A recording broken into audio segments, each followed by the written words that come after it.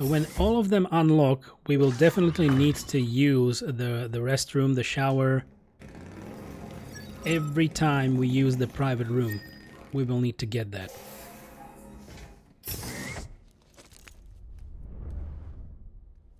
Sadly not, no yet. Let's use the toilet and see if a grenade will be produced. Yeah, there was definitely some kind of a grenade in that bowl, but it's funny. It really is. Sweat or shower water is number 1, is number 0. Pee is number 1. And of course, poo is number 2. Grenade number 2, that is. Let's get some likes from the BB.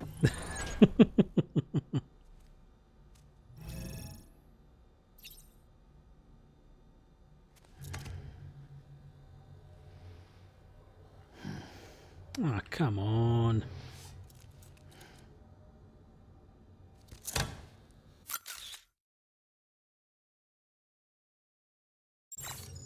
$20 likes.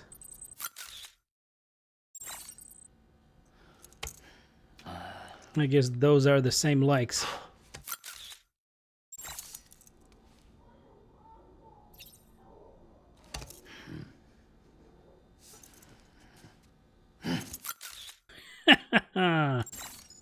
$45. Oh yeah.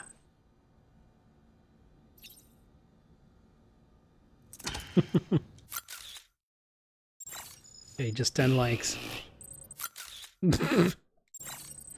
Ah, damn it. It will always be just the first amount of likes. Okay, that's fine. Enough. Enough tomfoolery. Sam, we've received a distress call from the distro center staff. Really? Check the order on the delivery terminal as soon as you're ready. Okay, let's check the terminal because we should have some mail. And maybe we can read a little about the lore of the game. Because we are missing bits and pieces, and they are within these bits and pieces as well. So, way station and distribution center. George Baton, more than Oxy. Sam the man, our savior. Things are looking up here at the way station. Everything feels better somehow.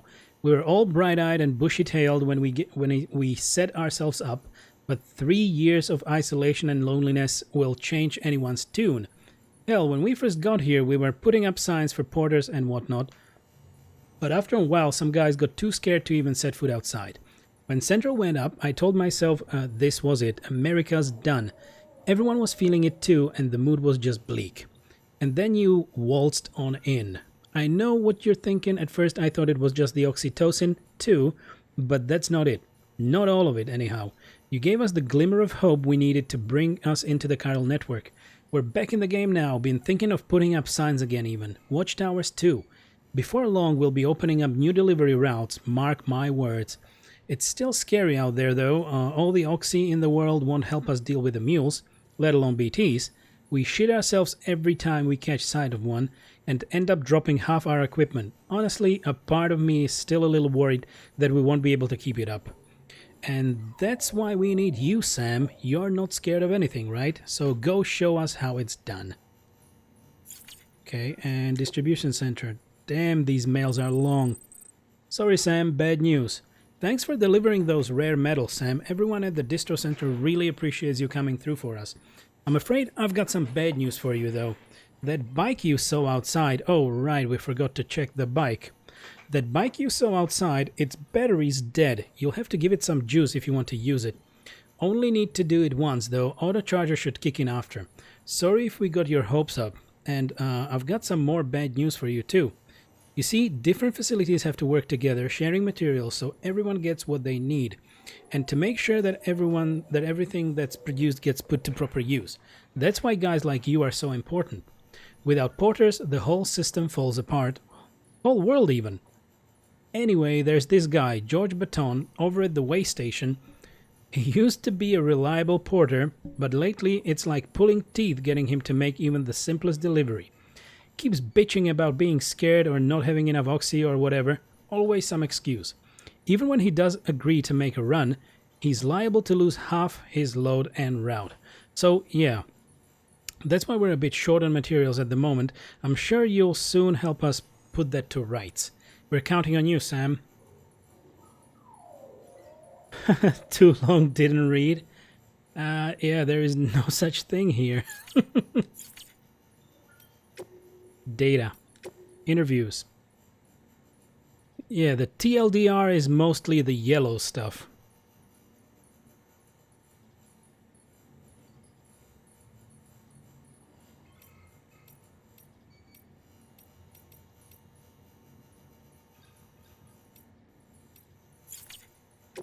How does that work? Oh.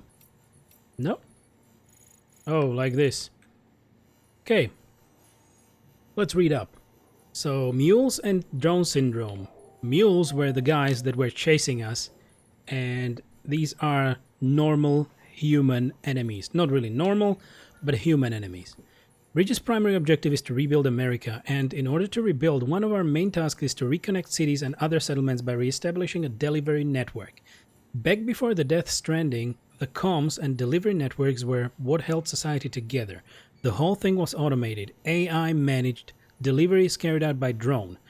The belief was that taking people out of the equation would revolutionize the entire system, but things didn't quite pan out that way. Instead, we started seeing cases of what would eventually be dubbed drone syndrome. It was too much for some folks to accept, leaving everything to machines and nothing for the common man, and indeed the oxytocin deficiency and hormonal imbalances we confirmed seemed to back up that assessment. Humanity needed to be part of the process, so laws were put in place and we stepped back into the picture again. And then what happened? All the people put out of work by machines who got called up again convinced themselves society couldn't survive without them, and that brought on a whole new disorder. Delivery dependence syndrome, they call it. Okay. When the Death Stranding tore us apart, the delivery problem spiraled even further. It wasn't helped any by the fact that the chiral clouds prevented planes and drones from flying, which meant we had to go back to relying completely on human couriers, whether we liked it or not. Eventually, delivering goods became all some lived for. They were obsessed, addicted, consumed by the desire to deliver. Over time, they turned into the mules we know and love today. Love, of course. Bridge babies. Look, I'm kind of new here at Bridges, so I don't know if any of this will be useful to you. Still, I'm happy to talk about BBs, if that's what you want. They call me Dead Man on account of my familiarity with the dead. Get it? We've always been on good terms, you see. Used to have regular little chats back when I worked in the morgue. Anyway, that's also the reason I work on BB maintenance and research, to learn more about those who are no longer with us. But I digress. Fact is, BBs were already being issued to our forces in the field before I joined Bridges. What's more, research into the little guys had already been conducted long ago, but no one took the plunge and put what they've discovered to practical use. Still, what that did mean is that when Bridges wanted to build our own BBs, most of the work has already been done for us. We just needed to follow the instruction manual, so to speak. Which isn't to say that we have any idea how they work. Not how they can detect BTs or how they can connect this world to the other side. We still have much to learn about our little friends, but one thing is certain. Their continued study will lead us to a greater understanding of the stranding and of life and death itself. That much I can assure you. Well, I think that's about all I have to tell you today. Hopefully I'll have something new to share next time we chew the fat. See you around, I guess. So, the BBs are able to see the dead, or the BTs are actually forms of the representation of the dead, who somehow do not depart this world, but linger. Okay. We still don't know what the stranding was. Timefall.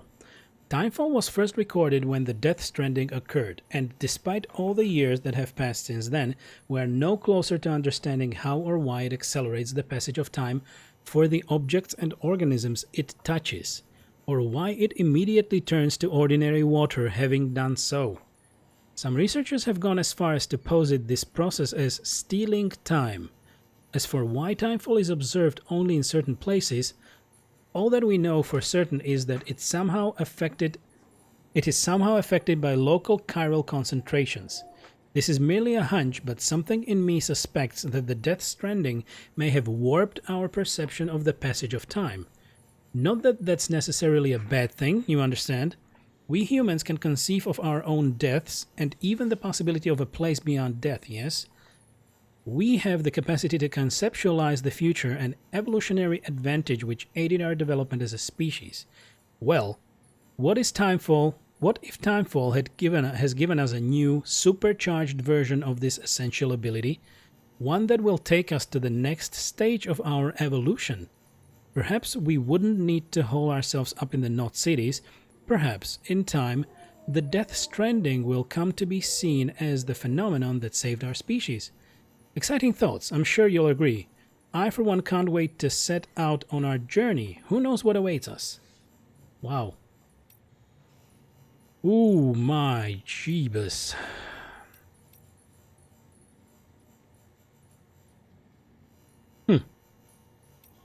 Okay, let's read it. Let's read it now. So, Egyptian mummies, pyramids, etc. At what point can it be said that man truly understood what it meant to die? It would seem reasonable to suggest that it was when he began to bury his dead, a practice which originated with the Neanderthals. In a way, one might say that our growing understanding of death drove our development as a species, our fear of it, our attempts to conquer it. Why, it could be argued our entire history revolves around these obsessions. Take the Great Pyramids of Egypt or the tombs of the ancient emperors of China. The more powerful the person, the bigger and grander their final resting place. Or to posit a more radical theory, could the very concepts of power and society themselves have emerged solely to facilitate the creation of such monuments, such challenges to the finality of death? Either way, in leaving behind something they hoped might endure through the ages, the builders of these edifices believed that they too might live on forever. The mummies of the Egyptians are another means by which man sought to fulfill this desire to escape the finality of death. They were created that the spiritual self, the Ka, would have a physical vessel, or Ha, to which it could return. The Sokushin Butsu, or mummified monks of Buddhism, are similar in this respect. However, the monks in question aimed to transition straight from life to Buddhahood. In other words, to forego death altogether. But now that the beach has brought us into direct contact with the world beyond, our relationship with death must further evolve. The next stage in our understanding is upon us. So it seems that the beach looks like an integral part of death. I wonder why. The corals of the sea. Life began in the oceans, and as it evolved, it graduated to the land. At least this is what was believed until recently. To creatures of the sea, the land is a harsh and unforgiving place. Given this, what could possibly have compelled these organisms to make such a drastic transition? Consider that fossils of the first fish to adapt themselves to land have been found in regions with unusually large tidal range. Could it be that these creatures developed legs in order to more swiftly return to the safety of the sea when stranded? Could their evolutionary leap have been triggered by this traumatic experience? If so, could similar circumstances have shaped the evolution of the coral-like organisms that inhabit the sea? I think we haven't been in the sea yet. And driven them to wait for it. So, if so, could similar circumstances have shaped the evolution of the coral-like organisms that inhabit the sea and driven them to develop an ability to live between life and death?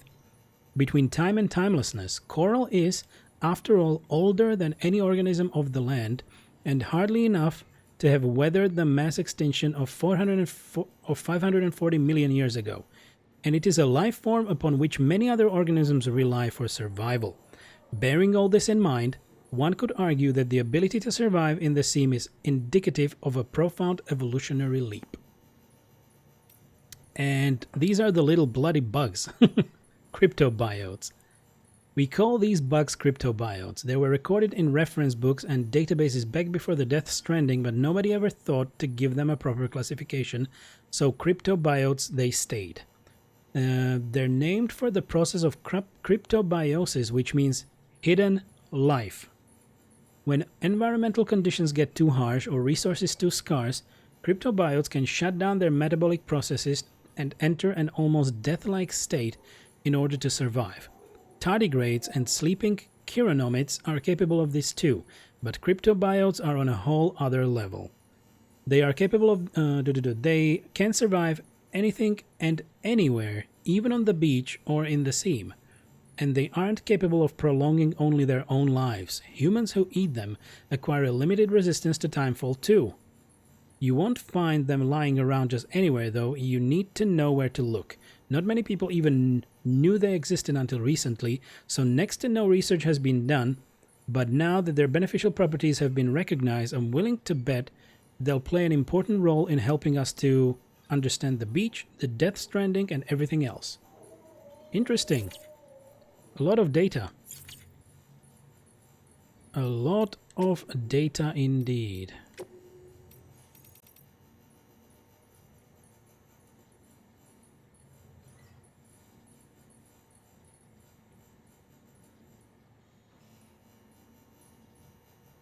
Use R3 to switch views. Okay. Yeah, press the big button to call out. Cargo positioning, staying upright. Falling over will damage cargo. Taking damage will cause the impact band on cargo containers to gradually turn red. If you start to lose your balance, use L2 or R2 to center yourself. Okay, X to climb continuously, standing still. If crossing a river is draining your endurance gauge, try standing still. This should cause the gauge to refill slowly. Losing blood due to damaged feet, when footwear is damaged. Cryptobiotes, exhaustion, the consciousness gauge. Finding drop weapons and equipment. Okay, locating detected cargo.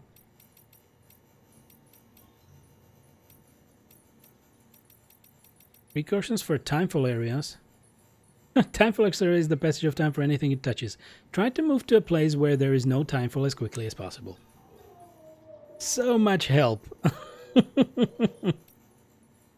So much help.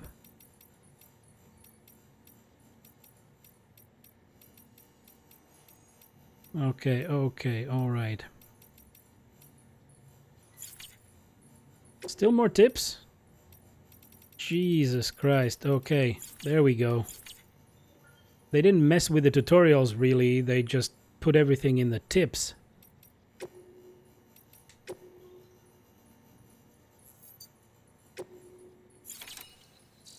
Okay, can I take on orders from here? No.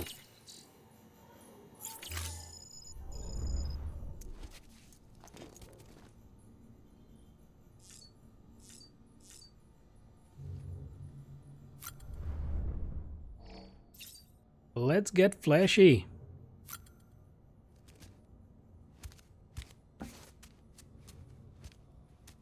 Bump.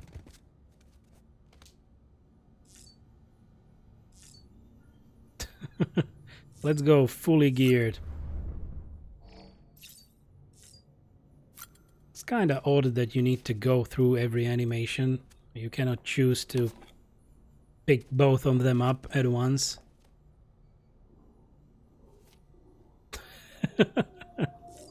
A little bit of bling. There we go.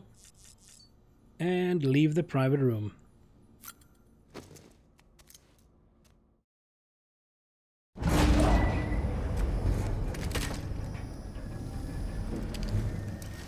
You're trying to scare BT somehow.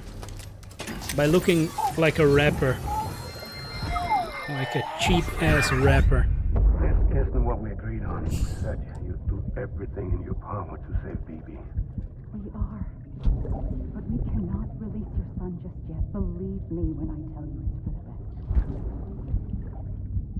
This is a woman in a mask who's done nothing but lie to me.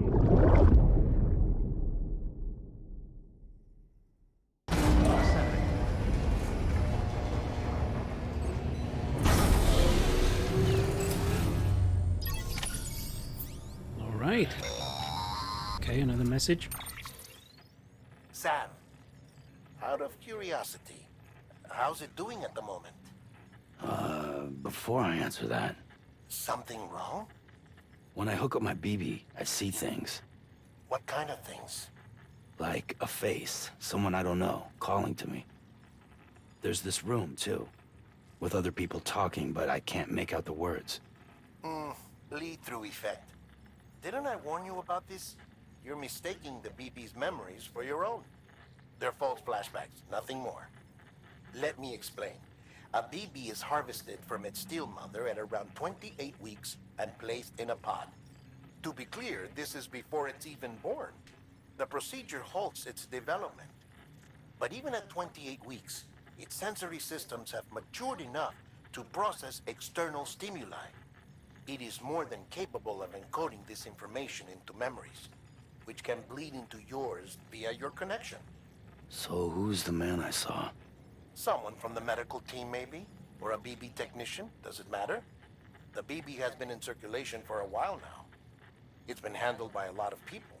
How should I know which one made an impression? 'Cause you're the expert. No one's an expert, Sam. BBs were developed decades ago in secret. They're your quintessential black boxes. We may use them, but we don't truly understand them. Believe me, I've been trying to learn more, but almost all of the old records are gone. If I find anything out, I'll tell you, all right? Dead man's honor. Sam, check the delivery terminal and review the list of orders. Roger that. Right.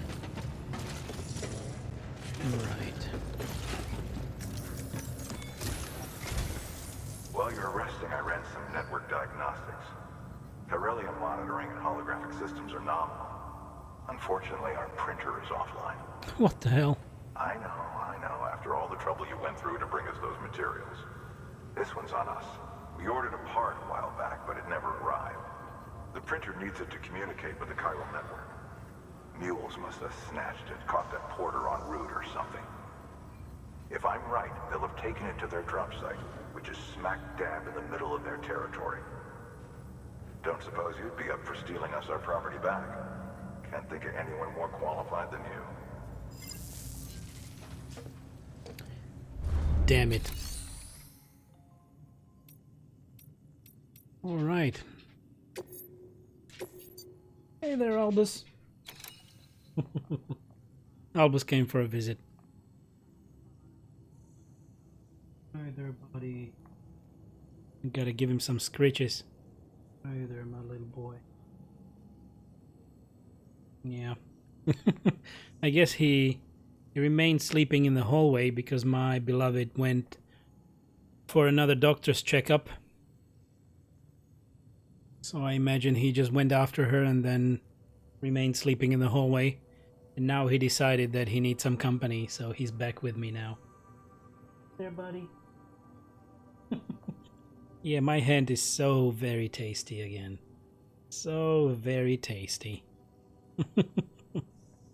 Hey there, Albus. Love you, buddy.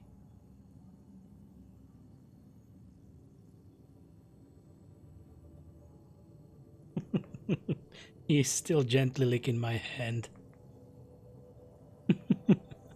Sorry. It's a corgi break. Yeah.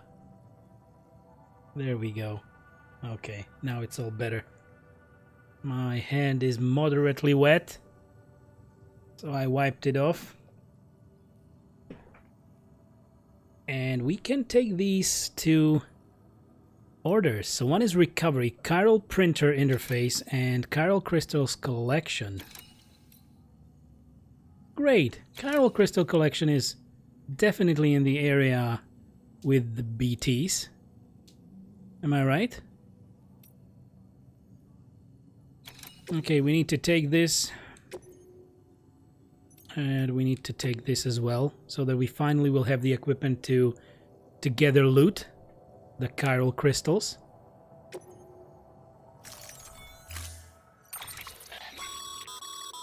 Mama's added a watchtower schematic to your PCC. If you don't have it on you, consider fabricating one. Never know when you'll need to recon an area. Oh, okay.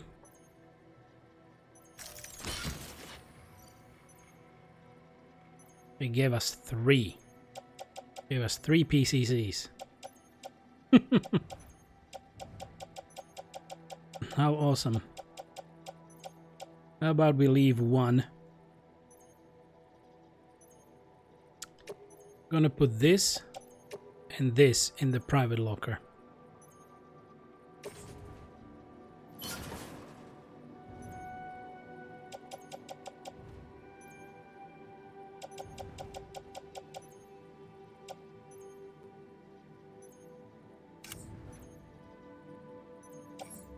Okay, there we go. Now we can see it. So what about these resins? Carry by hand, carry on back. I just wanted to use those resins. Damn, son. Okay. Let's head out.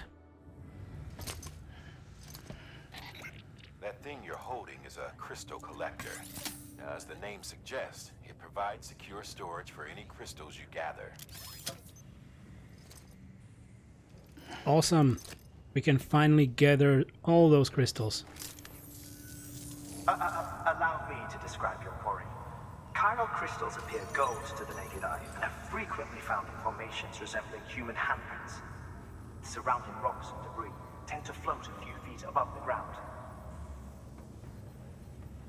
And they are most commonly found in areas with high precipitation. Got all that? Rain, floating rocks, golden handprints. That's your trifecta. Look for these 3 things and you'll find the crystals. If you've been especially observant, then perhaps you already know where to look. Yeah. Definitely in the Timefall and BT area. Okay, one thing. Where's the grenade? Here it is.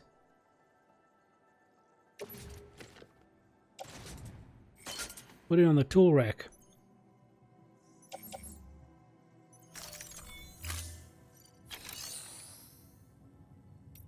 Okay, recycle. And recycle chiral crystals. I guess Albus is hearing something, so don't get too scared if he starts barking.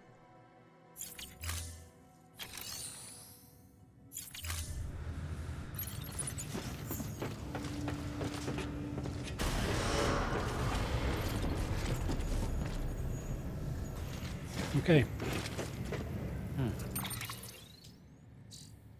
Cargo, auto arrange. There we go. And now save and we head out.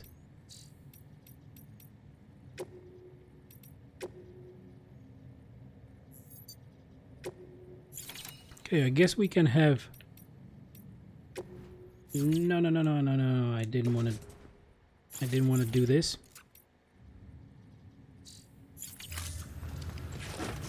Let's head out. I have a look at the bike, but it doesn't work.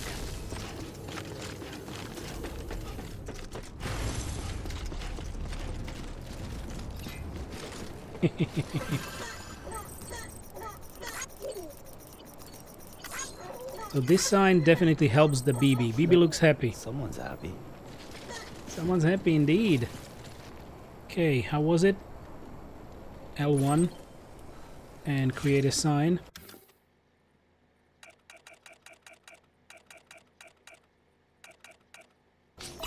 Keep on keeping on. This will give people stamina. Weapons restrictions lifted. Okay. This is the bike.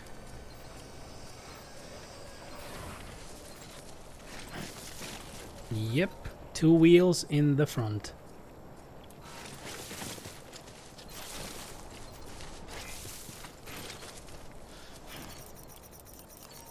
Free to use. Okay, I believe this is the place, or we just need to find a spot with crystals. Cairo crystals are very small.